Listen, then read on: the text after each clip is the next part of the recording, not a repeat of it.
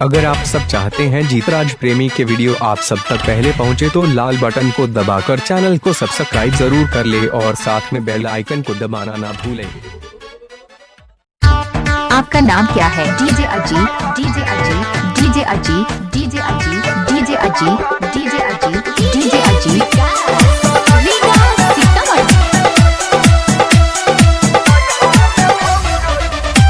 आप सुन रहे हैं जीतराज प्रेमी की भोजपुरी गाना। DJ Ajit, DJ Ajit. हर में जाहे ताहे छोड़ के पढ़ाई आके ससुराल करेलु बहुते बड़ाई। DJ Ajit, DJ Ajit, DJ Ajit. हर में जाहे ताहे छोड़ के पढ़ाई आके ससुराल करेलु बहुते बड़ाई। खेलले बारू कुआरे में पकड़ा पकड़ी, खेलले बारू कुआरे में पकड़ा पकड़ी। डीजे अजीत।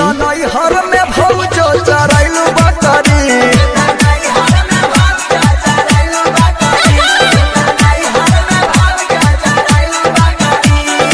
सभी ग्रुप निवासियों को कहना है कि ग्रुप के अंदर फोटो न फैलाएं, ग्रुप के अंदर रिकॉर्डिंग न फैलाएं, ग्रुप के अंदर गंदी वाला न फैलाएं। ग्रुप सफाई ग्रुप निवासियों के हाथ में है, एडमिन का कहना है ग्रुप के अंदर गंदगी न फैलाएं। DJ Ajit, DJ Ajit.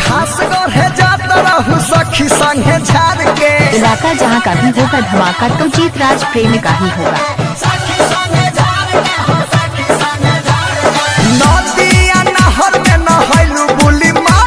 इलाका जहाँ का भी होगा धमाका तो फूल बाबू साउंड का ही होगा।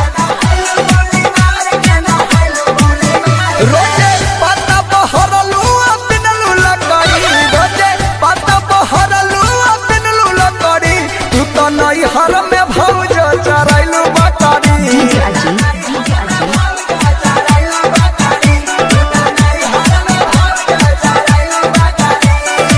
आप सभी से निवेदन है कि इस वीडियो को आधे अधूरे न देखें, पूरी देखें ताकि अच्छा लगे तो लाइक जरूर कर देना। एक दोस्त।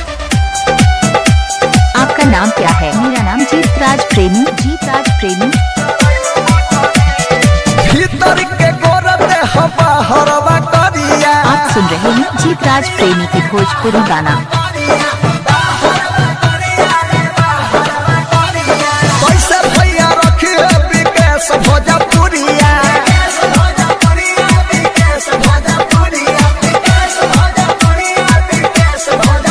राइटर सुरेश को हेले की बड़ू चकरी, राइटर सुरेश को हेले की बड़ू चकरी। तू तो नई हर में भौजो चराइलू बकरी।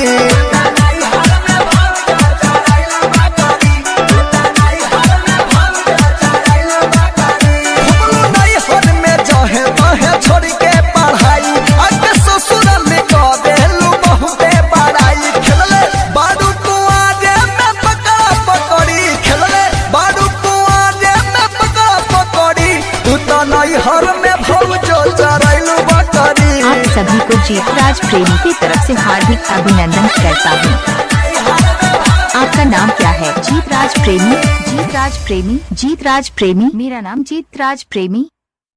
अगर आप सब चाहते हैं जीतराज प्रेमी का नए नए वीडियो देखना चाहते हैं तो हमारी चैनल पर जाइए और नए नए वीडियो के मजा लीजिए और अच्छा लगे तो एक लाइक जरूर कीजिए और साथ में जितने भी दोस्त हैं सबको शेयर